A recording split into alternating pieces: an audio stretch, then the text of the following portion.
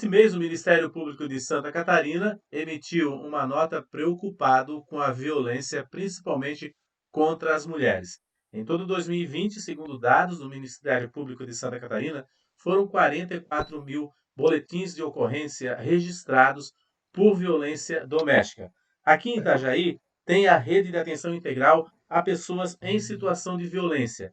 E é isso que nós vamos falar hoje no Conversa Livre com a Tamara Garcia Delmir, que é a coordenadora dessa rede, é psicóloga também da Vigilância Epidemiológica de Itajaí, e com o professor André Bindê, que é professor do curso de Direito da Univale, que faz parte dessa rede. Queria agradecer muito a presença de vocês. Obrigado, professor. Obrigado, Tamara, pela presença.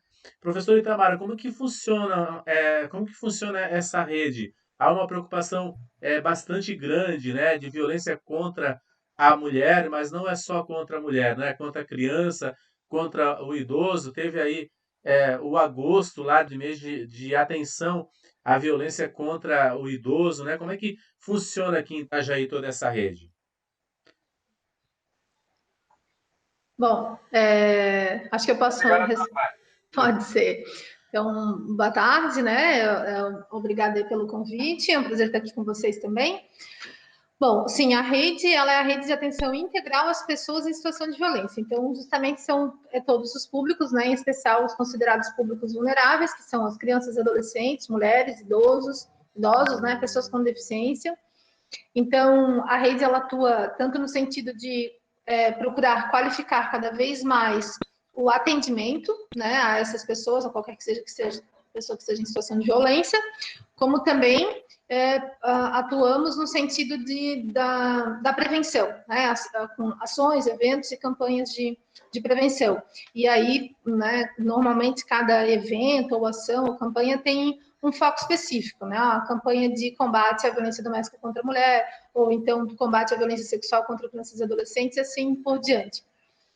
Geralmente a rede vai realizar esses eventos, essas ações de prevenção, de uma forma alinhada já com algumas datas, tanto nacionais quanto internacionais que já existem, assim, né? Que já são definidas como datas de combate, né? À violência contra idoso e outra mulher, e assim por diante.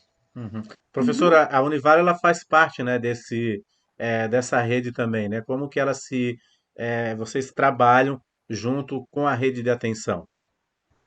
A Univale, assim como outras instituições, né, ela integra essa rede, que é formada por diversas instituições do município, né, correspondem também ao estado, na esfera do território do município de Itajaí, elas que respondem, então elas formam essa rede de instituições que busca auxiliar na prevenção, né, com campanhas, enfim, com medidas preventivas, né, de todas as formas, né, principalmente acompanhando o calendário, como a Tamara colocou agora, acompanhando o calendário de eventos do ano nacional e estadual, a rede trabalha no município de Itajaí.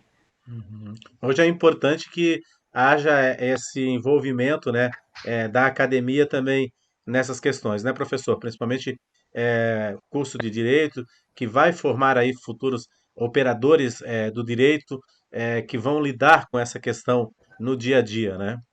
Não tenha dúvidas, o curso de Direito, em especial, né, é um curso em que forma boa parte das lideranças da sociedade, né, enfim, tem essa tradição na área do direito, né, de formar aqueles que vão ocupar cargos, né, não necessariamente, mas a maioria daqueles que ocupam cargos são formados no curso de direito.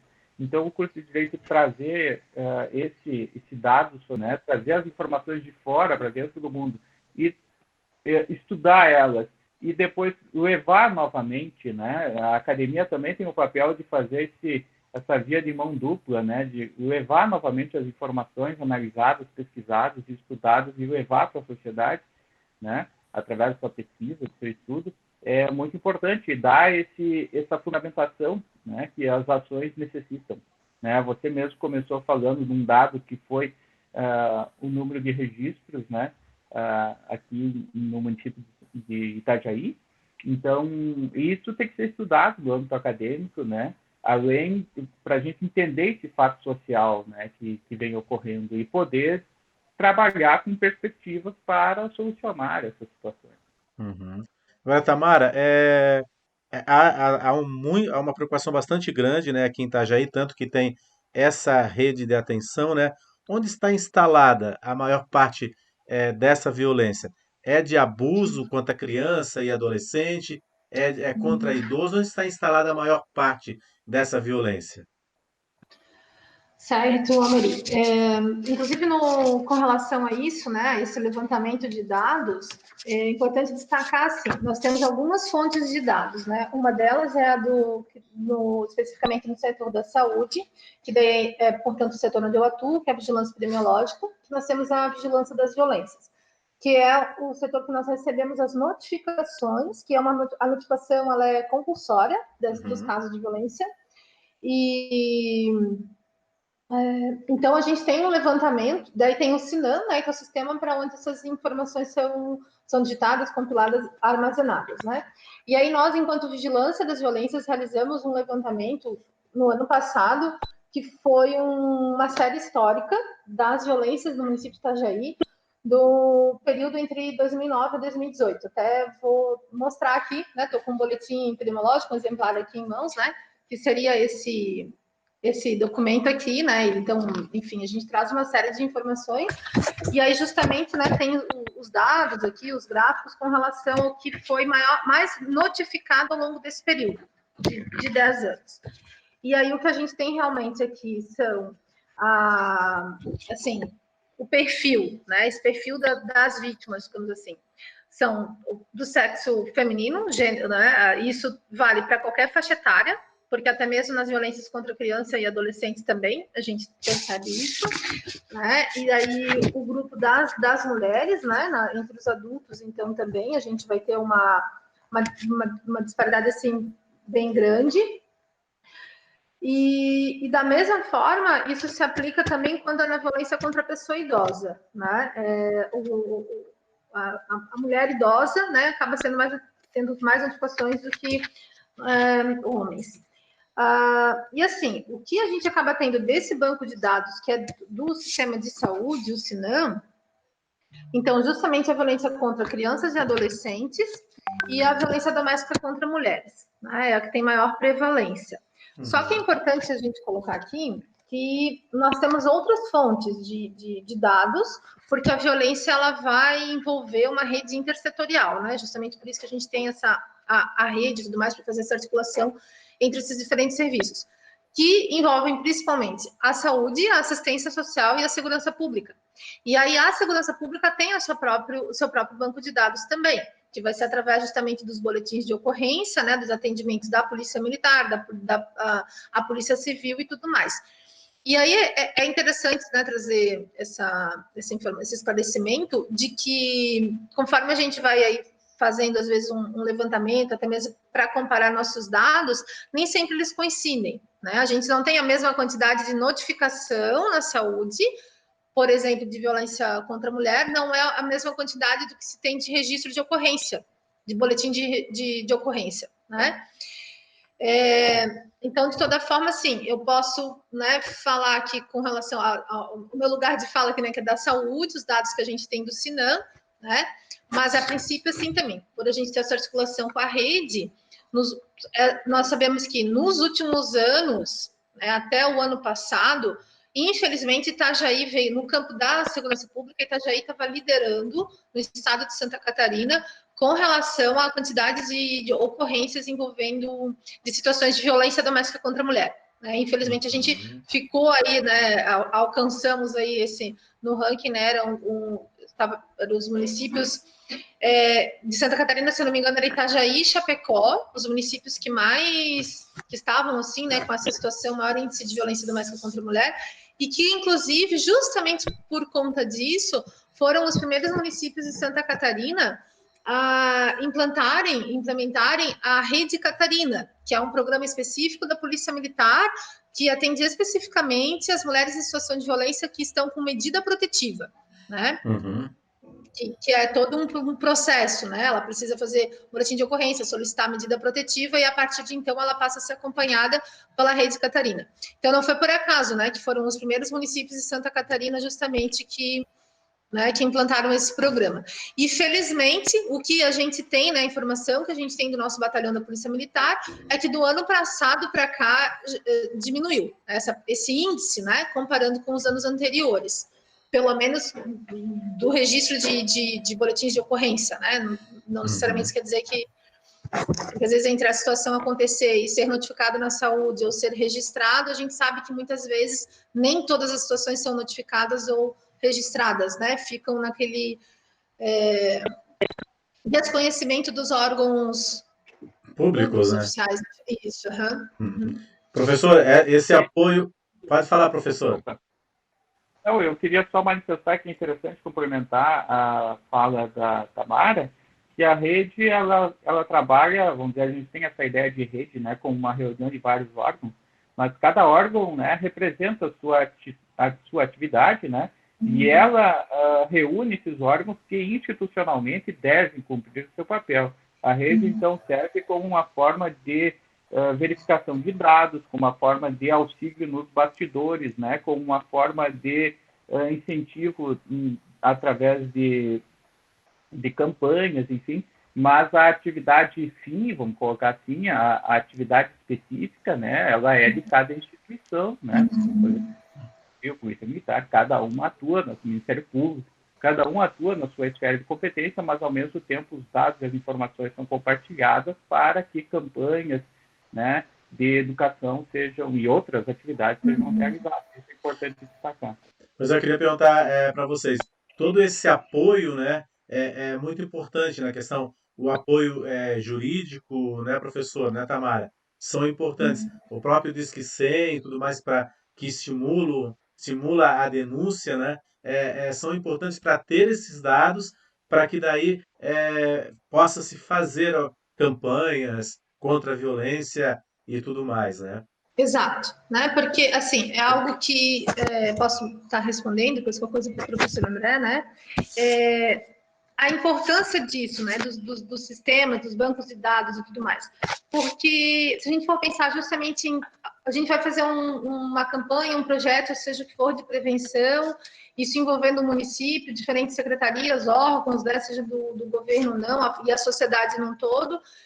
É como se a gente dissesse assim, precisa... Isso, a gente precisa ter uma justificativa, precisa ser fundamentado em algo, né? Então, os números, justamente, eles vão ser, de alguma forma, esses dados, aquilo que fundamenta, que justifica, né, o envolvimento de profissionais, de tempo e até mesmo de recurso, né, para desenvolver aí determinada campanha ou projeto de prevenção. Então, existe essa importância, essa relação direta, né, entre o banco de dados de cada órgão, o sistema, enfim, né, na área, né, para que a gente possa justamente, então, ao se verificar que em Itajaí a gente vinha tendo esse aumento expressivo, significativo, de violência doméstica contra a mulher, e isso a gente comparando, a gente via que estava em crescimento, não só na segurança pública, mas também no banco de dados da saúde, né, isso nos respalda e nos fundamenta, então, a termos investido mais nos últimos anos, justamente no combate à violência doméstica contra a mulher, porque é o que estava com mais urgência naquele momento para que a gente... Agora, isso não significa que as outras violências, que a violência contra o idoso ou contra a criança e adolescente, também não estejam da mesma forma necessitando desse olhar e dessa atenção, mas então, assim, os dados, eles vão nos direcionando justamente para onde que a gente deve focar. Isso, a atuação. Prioridades, né? Prioridades de atuação, porque humanamente é possível que a gente faça tudo ao mesmo tempo, né? Então a gente vai estabelecendo justamente prioridades, um planejamento, um cronograma, e vai sendo de acordo justamente com aquilo que está, né, aparecendo como mais importante naquele momento. Professor, no âmbito da lei, né, todo tipo de violência é algo a ser questionado e é algo a ser punido também, né, professor? Não é só a violência física, né, mas a violência verbal. Existem casos aí de idosos onde a família usa a aposentadoria, o dinheiro indevido também. Isso é um tipo de violência também, né, professor? Sim, não tenha dúvida. A gente fala violência, né? A gente tem aquela ideia de que a gente só estamos nos referindo à violência física, né? Isso é uma ideia bastante antiga e bastante comum no senso comum, né? Mas não se trata só disso, né? Nós temos diversas formas de violência, violência psicológica, né? Violência física, violência psicológica, que às vezes é tão grave quanto a violência física, né? E esses todos, né? Essas todas essas modalidades de violência são objeto de atenção pela rede, né? A rede busca cuidar. E o papel, agora voltando um pouco para o direito, né? A legislação, ela inovou, né? A gente pode trazer isso como um avanço na legislação, em especial, prevendo, né, e atribuindo a penalização, atribuindo a responsabilidade daquele que causa esse tipo de violência, e a gente leva isso para diversos ramos, né, diversas áreas da sociedade. A gente pode trabalhar na lei de Maria da Penha, a gente pode trabalhar questões até de alienação parental, a gente pode trabalhar com uma série de violências que podem ocorrer no âmbito tanto físico quanto psicológico do indivíduo. Uhum. Pela experiência de vocês nessa área, dá para chegar a uma conclusão e avaliar que a violência, né, ela é uma questão de saúde pública também, principalmente a violência doméstica, a violência contra a criança, adolescente, contra a mulher? Sim, perfeito. É, a violência, ela é considerada um agravo em saúde, porque justamente não é uma doença, né? Então, dentro da saúde, nós temos esse recorte: as doenças e os agravos em saúde. E a violência, então, portanto, é um agravo considerado que é causas externas, os acidentes e as violências. E não somente é um problema de saúde pública, como é um grande problema de saúde pública.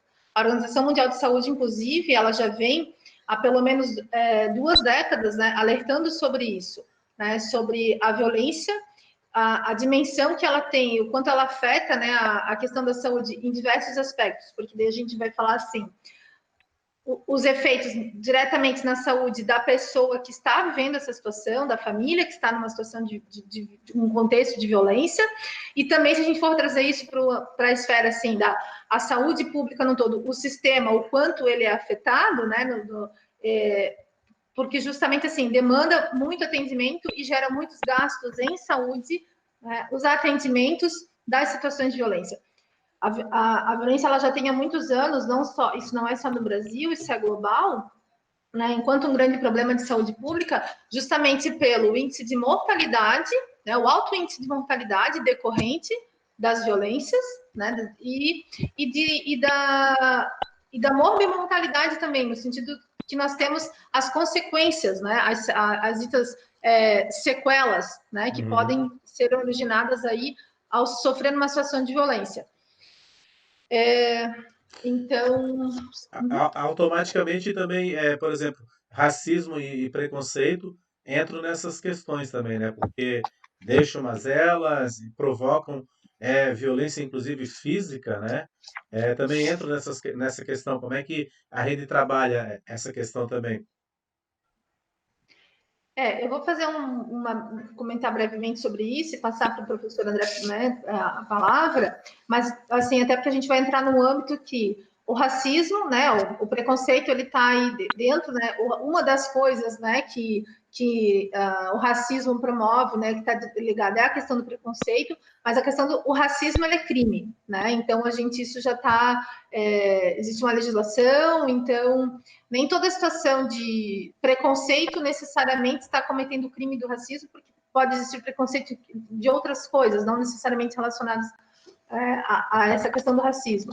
Mas, assim, falando enquanto rede, né, então, claro, a gente vai ter a situação de que, justamente através do racismo, né, motivado pelo racismo, a situação de uma violência psicológica, moral, ou até mesmo violência física e tudo mais. Né? Então, como a gente no início dessa nossa conversa, toda a situação, todos os tipos de violência, né, seja psicológica, moral, a física, a violência sexual, e todos os públicos, e os públicos, principalmente o público vulnerável, é um objeto de interesse, né, é o nosso objeto de interesse dessa rede. Né, pensar justamente em cada vez mais investimento na prevenção e na qualificação do atendimento e da atenção que se oferece, né, que o sistema público, enfim, aí oferta, né?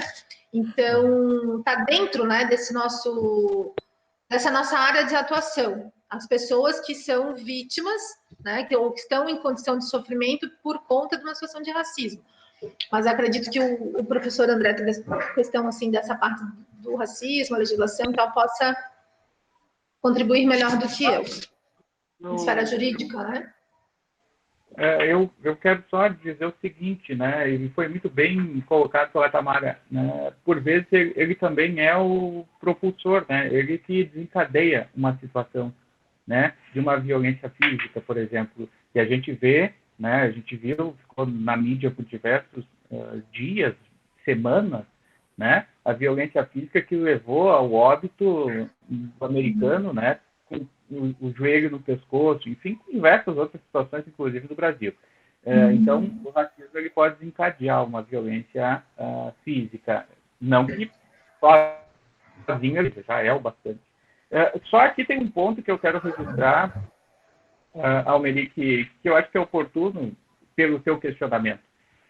E a Tamara, ela manifestou isso também. Então, só para fazer um esclarecimento, né? Sim, racismo é crime, a gente tem uma legislação específica a isso, né? É bastante discutida, inclusive agora a gente está discutindo bastante a questão do racismo estrutural no Brasil, que é uma realidade, não há como dizer que não existe, ele existe, está presente, né? Você pega, por exemplo, o número de alunos negros na universidade, no ensino superior, você vai ficar chocado. Ontem era dia do médico, eu pergunto para você quantos médicos negros você conhece, então é absurdo, né? A desproporção numa sociedade em que a maioria né, são pessoas, né, ditas declaradas negras. Bem, só para registrar aqui, eu acho que é oportuno, até porque foi 2 pontos que vocês manifestaram, a questão de preconceito e a questão de racismo. Tá? Isso é bem interessante a gente deixar bem claro isso. Preconceito não é racismo. Tá? Preconceito todos nós temos. Tá? Porque faz parte do pensamento humano você ter preconceitos, você imaginar algo que pode ser. É implícito, né? É implícito, isso faz parte. Agora, o problema é quando esse preconceito ele tem uma linha pejorativa, ele tem uma linha negativa. Né? Daí você transforma algo que era só um preconceito, que era uma ideia prévia que você tinha, você transforma ela numa ideia negativa, daí você começa a falar sobre racismo. Então, não são sinônimos. Né, são situações bem distintas. O racismo, então, é aquela atuação, né, que você busca discriminar alguém, né, você busca desqualificar alguém por alguma situação. E a gente, hoje, no Brasil, a gente discute muito a questão do racismo estrutural quanto aos negros, mas não vamos esquecer que a gente tem racismo, né, quanto a judeu, enfim, diversas... População indígena. Aliás, um registro...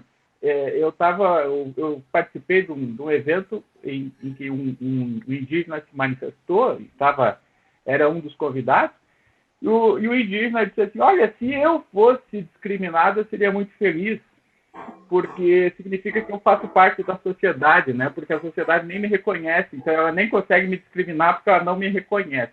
Então eu acho que é um tema muito interessante para a gente discutir, se a gente for entrar na ideia de racismo, né?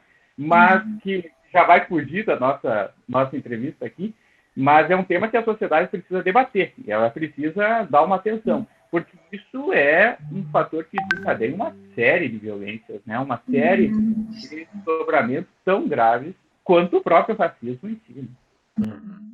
Tá certo, gente, o tempo está acabando, né? Queria agradecer muito a vocês por esses esclarecimentos, é muito importante discutir sobre isso, né, levar à tona para a sociedade toda essa questão. Até a Tamara aí trouxe esses dados interessantes da Rede Catarina aí, que realmente diminuiu aqui em Itajaí, passou reverter um pouco, né, a estatística, né? Então é muito interessante discutir sobre isso e saber dessas questões também e saber que o poder público se preocupa, né? Como tem a rede aí ligada à vigilância epidemiológica. Muito obrigado a vocês aí pela participação, Tamara e professor André. Eu que agradeço. Eu que agradeço, um abraço e estamos aí à disposição sempre que quiserem conversar. Tá certo, então. Muito obrigado, professor. Muito obrigado, Tamara. E até uma próxima.